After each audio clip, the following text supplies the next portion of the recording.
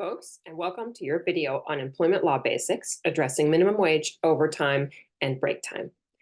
This video is hosted by the Cultivemos Legal Cohort.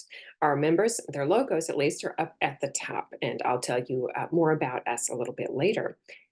Real quickly, my name is Rachel Armstrong, and I'm the Executive Director of Farm Commons. Our mission is to empower agricultural communities to address their own legal vulnerabilities within an ecosystem of support. We produce educational resources just like this one.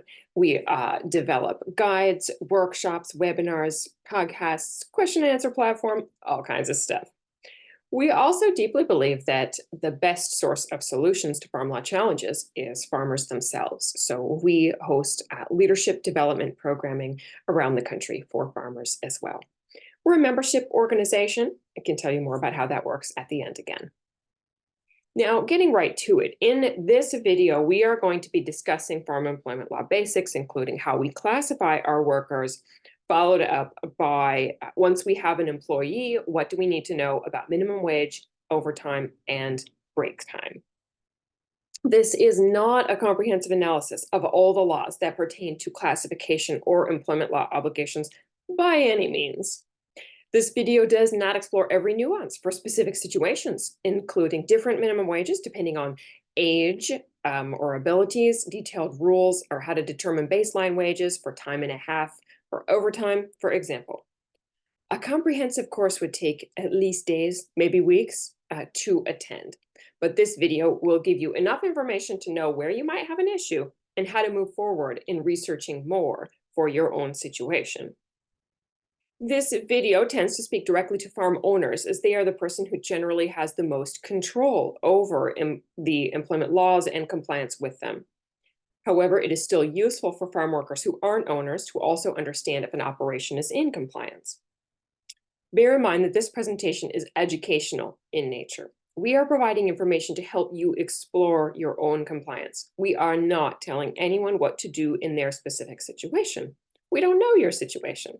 So we appreciate you keeping that close to mind as you watch this video. Excellent. Okay, so getting right into it and beginning with classification, I'm going to give you a key knowledge point. It's one thing that you really, if you take this away, then you have won. You need to know that almost everyone who does work on a farm is an employee. This means that farms that treat workers as something other than employees with all of the legal obligations that employing folks entails, farms that treat workers as something other than employees are exposed to risk. The law is clear here. We have two basic options for our farm's workers. If they are not an employee, then they may be an independent contractor. Those are our most likely classifications that are going to capture almost everyone who does work on a farm. Start with employee. If they're not that, they might be an independent contractor. So we will explore the other options like volunteers, interns, and that sort of thing. But let's get started with independent contractors. This, again, is the most likely thing that the worker is if they are not an employee. Here is the general criteria for an independent contractor. This person, generally speaking, brings their own tools and sets their own schedule. They control how a task is accomplished to the extent that the employer doesn't have a right to give them instructions. They get to choose how to meet the goal that they are tasked with. The independent contractor earns a profit or suffers a loss based on project revenue minus expenses. So what that means is the independent contractor tends to get paid by the hour, or not by the hour, but by the project, such that they have the potential for profit and loss. And lastly, this individual tends to provide the same service to others who may want, whatever it is that they provide. Okay, so if you think you can meet these criteria, then what you have is an independent contractor.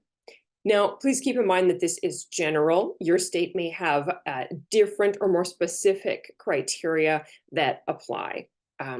Also, bear in mind that what the state uses for different classifications, different determinations like workers' comp and unemployment insurance is different than what the federal government uses to assess things like, do you owe payroll taxes? So again, this is general. More specific information is available at our website in our Selected Essentials for Farm Employment Law series. We have one of those for each state. Okay, so let's run this criteria through a scenario. Let's say we have farmer May. She has a row crop operation. And in the fall, she works with a neighbor farmer to harvest her crop.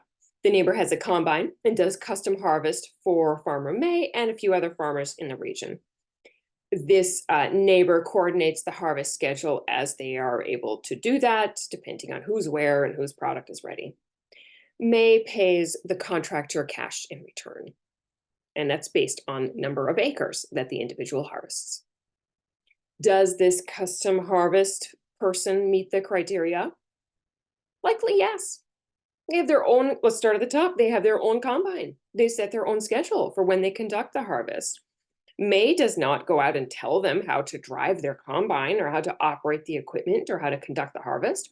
And this individual makes money if they're efficient in terms of planning the harvest. And of course, if their equipment doesn't break, they don't have to go fix it. Then, of course, they're providing the same service to others. So that's a strong case for your custom harvest scenario being an independent contractor relationship. Now, if you think you can meet these criteria for work other than custom farming, or other than construction or repair services, all those things that are very typical independent contractors, you should still do additional research. So, for example, the minimum wage division in your state might think that you've got a solid independent contractor situation, but the IRS then could still disagree. Since we can't explore all the nuances between all the states, the state departments, and the federal government, if you want to be sure that what you have is an independent contractor for the purposes of all laws, you're going to have to do some additional research there. Now, let's go back to May's case. She has an independent contractor with her custom harvest. So what does that mean? Well, it means she doesn't have to worry about employment laws. Again, an independent contractor is not an employee.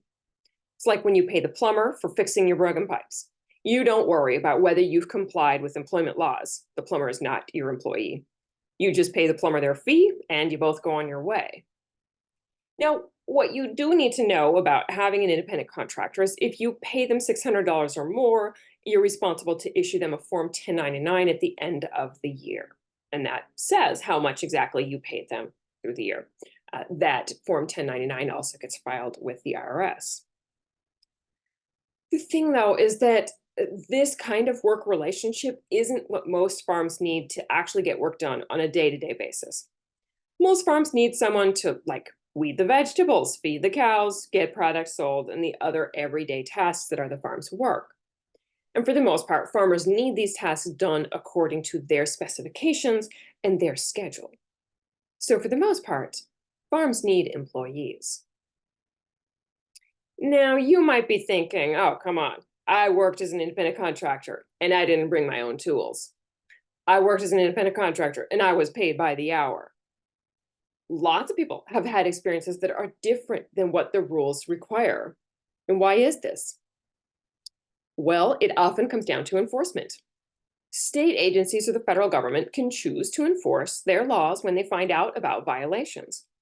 Or workers themselves can take action against employers. But whether or not that enforcement action happens comes down to many factors.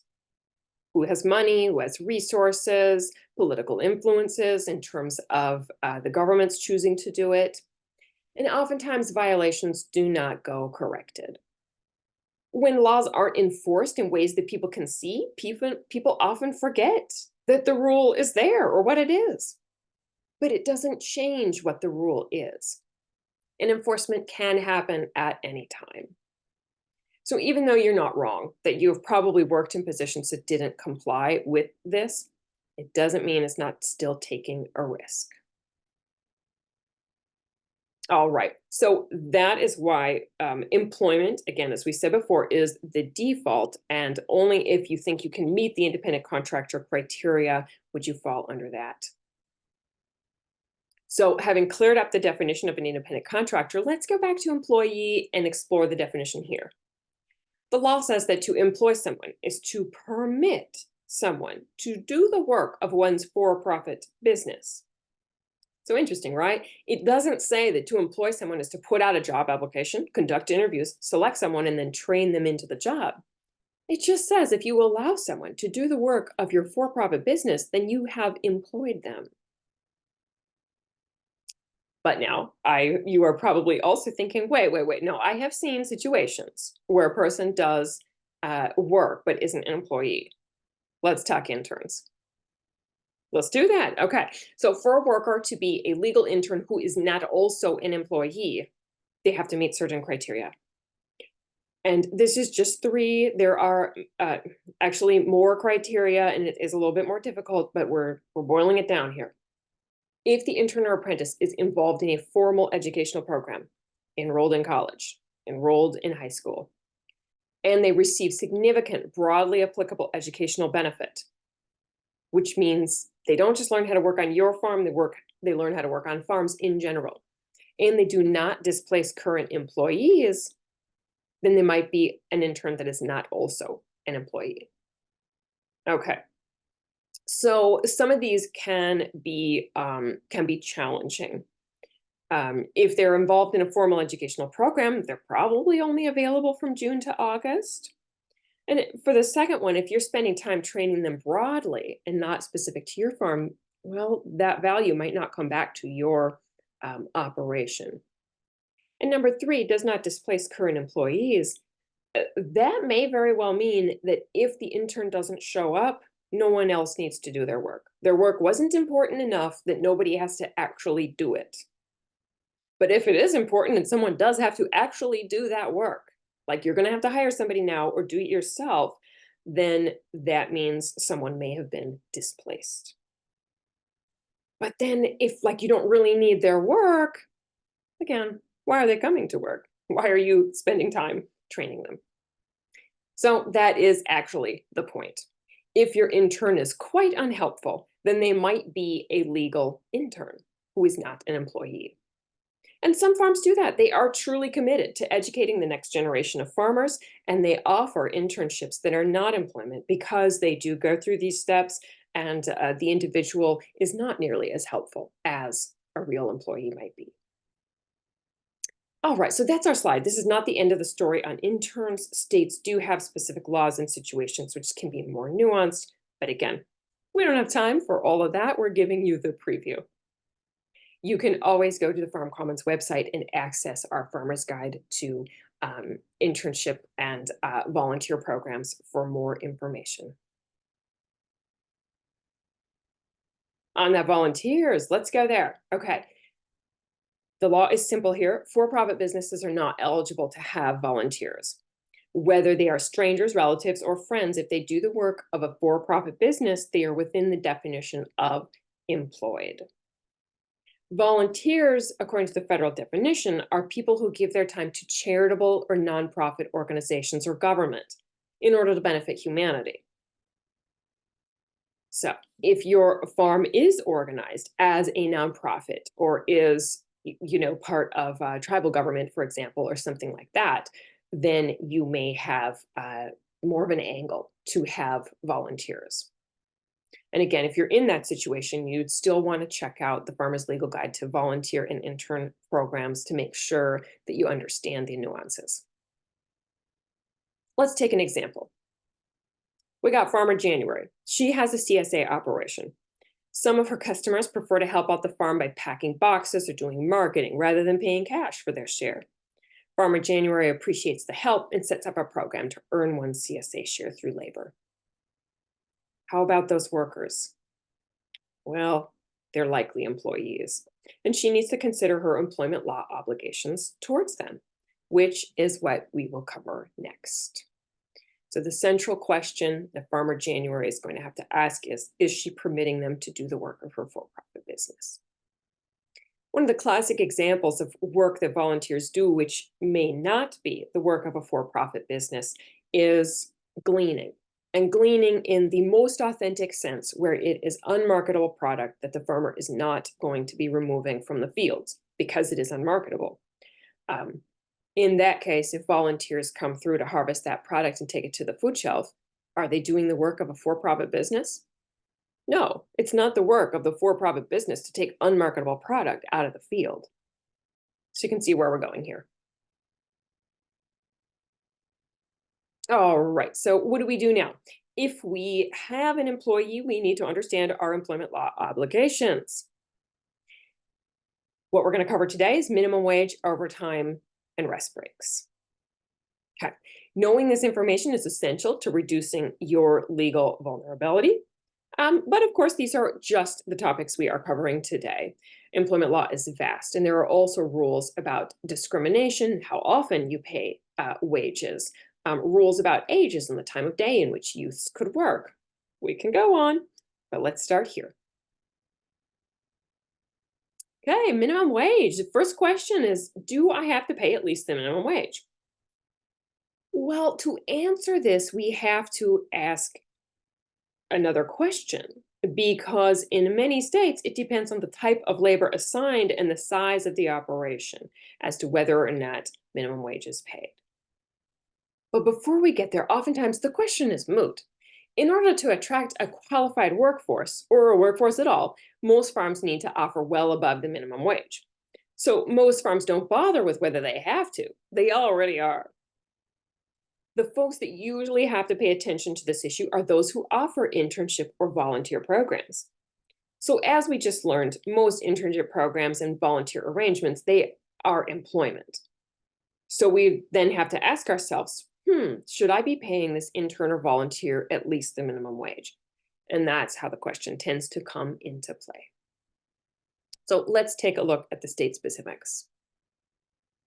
I'm just going to work through these state by state. In Rhode Island, you've got to pay at least $14 an hour. And this is 2024, because in many states, the wage rate will go up annually. In Connecticut, $15.69 an hour. In New York, the pay must be at least $15 an hour, and it is higher in some municipalities. Massachusetts pays at least $8 an hour for agricultural labor. The non-agricultural wage rate is higher. In New Jersey, you have to pay at least $12.81 an hour for agricultural labor. Non-agricultural labor is higher. And again, these numbers are for 2024, and other exceptions may apply, such as youth and municipal wage rates.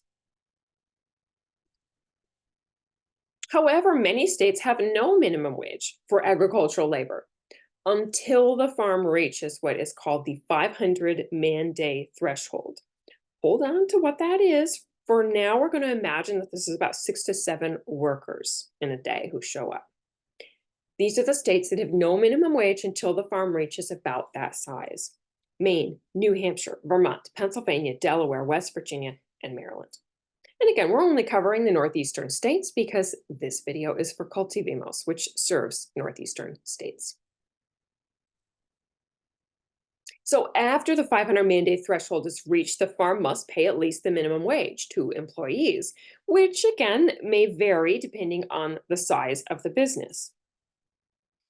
But now the question is, what is a man-day? How do we know if we have 500 of these? Okay, a man-day is when one person performs at least 1 hour of work. Okay, so if 2 people work for at least 1 hour on the farm earned 2 man-days on that day. This means a farm needs to keep track of exactly who shows up on each day and how long they stay. And then the data needs to be analyzed to see if it equals 500 man-days. And it is 500 man-days or more in any calendar quarter of the previous year. Okay? So, to reiterate that, the 500 man-day calculation is determined according to last year and is per calendar quarter. I'm telling you, this stuff gets complex quickly, okay, as I will show you in the next example. But before things get too confusing for a, simple PowerPoint video, please know that we have the details outlined in our Selected Essentials series. We produce one Selected Essentials document for each state. These are documents that are about 11 to 15 pages long, depending on how complicated your state is. and they detail minimum wage, overtime, and many other farm employment law rules. They are at the Farm Commons website. You can learn more at the end about how to access those. But for now, let's take a look at this example from Vermont. All right, so Vermont farm and ranch businesses are obligated to pay a minimum wage for all hours worked in a work week if the farm assigns non-agricultural labor at any time during the week. Precisely what minimum wage applies depends on the size of the business. If the business employs 2 or more people in that week, the farm must pay at least the state minimum wage of $13.67 an hour for all hours worked in that week, that being a 2024 number. If the business employs only 1 person, then the farm must pay at least the federal minimum wage of $7.25 an hour for all hours worked in that week. Whew, right? But wait, there's more. Yeah. Vermont farm and ranch businesses that assign exclusively agricultural labor in the work week might still be obligated to pay at least a minimum wage, depending on the size of the business. If the farm business employed more than 500 man days in any calendar quarter of the previous year, the business must pay at least the state minimum wage of $13.67 per hour for all hours worked in that entire year, regardless of whether the work is agricultural or not. If the farm business employed fewer than 500 man days in any calendar quarter of the previous year, then the farm is not obligated to pay at least a minimum wage, except for any week in which non-agricultural labor is assigned. All right. So you can see that farm businesses in Vermont have 3 potential legal situations. No minimum wage. Minimum wage is $7.25 an hour. Minimum wage of $13.67 per hour. And I haven't even defined agricultural labor yet. I'll try to do that for you in a minute, but hold on. Up next, we're actually talking about overtime, because overtime also changes depending on what type of labor is being assigned.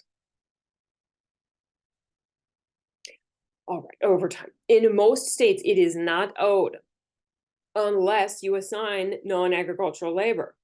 And then if you do, you owe time and a half for all hours worked over 40 in the week.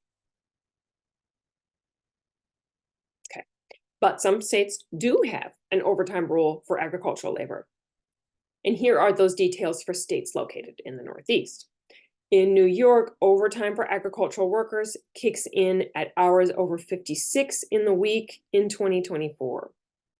In Maryland, it's over 60 hours in the week. And Maine has a particular rule for farms with over 300,000 laying birds. And then the overtime kicks in at more than 40 hours per week. All right.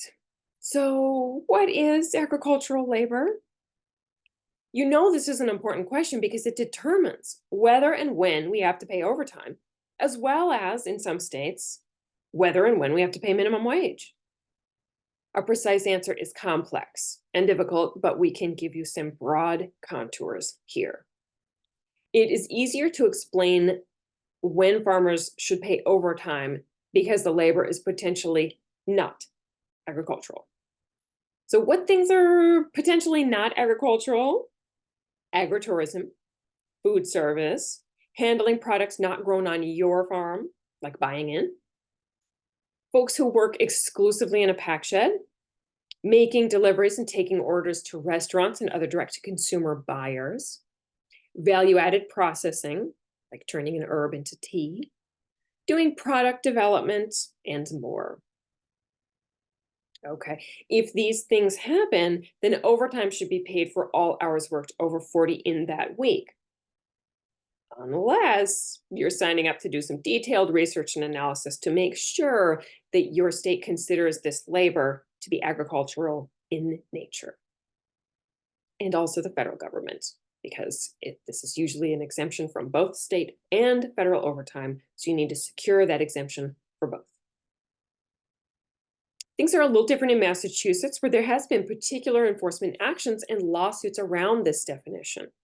In a legal sense, that's very helpful because enforcement actions and lawsuits help illuminate what the law really is. In Massachusetts, post-harvest activities are non-agricultural labor, and so overtime is owed if post-harvest activities are conducted. All right, so we do have a longer guide, Farmer's Guide to Employment Obligations, on agricultural labor and its definitions at our website. But for now, let's go on to meal and rest breaks. Some states require meal and rest breaks at specific intervals, so for specific lengths of time. Some do not. Let's start with those that don't. 3 states do not: New Jersey, Delaware, and Maryland. Vermont is a little bit of an outlier in saying that farms need to offer reasonable breaks to eat and use the bathroom, but it does not say what reasonable means exactly.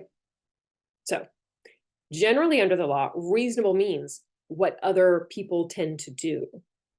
So it could be helpful to see on our next slide what other states tend to require for meal and rest breaks. In 3 states, farms and other businesses need to offer a meal break for every 6 hours of work. And this is the length of time that that break must be provided. Massachusetts, 30 minutes, Rhode Island, and West Virginia, 20. Now, mind you, these aren't paid breaks necessarily. They can be unpaid. So many farms and businesses require workers to take an unpaid work break during the day, even if the worker would prefer to work right through their lunch or to eat while working. And this law is why those unpaid meal breaks get required. New Hampshire and Connecticut are a little different in that they require the break after 5 and 7.5 hours of work, respectively. All right, so that was a very whirlwind tour of minimum wage, overtime, and meal and rest breaks. It's definitely enough to get you an idea of whether you need to learn more or not. One of the takeaways from this video is if you are paying at least the minimum wage, preferably at least the non-agricultural minimum wage, you don't have a lot to worry about. You don't have to dig into what is agricultural labor or what is not. If you're just paying at least the non-agricultural minimum wage, you don't need to figure out what those rules are because you're covered. You're already complying. Same with overtime. If you pay overtime, you don't have to worry if you're complying or not. And meal and rest breaks offer ample meal and rest time, and you have less to worry about. If you need specifics, we definitely have more resources at our website. You can take our Advanced Farm Employment Law course at any time, which goes into depth. Read our individual state guides called our Selected Essentials series. Those have information on defining agricultural labor, defining a work week, and more. And you can always ask questions on our Q&A platform too. We do love to hear from you. Our resources at our website are available to members. Membership is how we make sure that we have a source of funds to keep them updated and ready to go for you.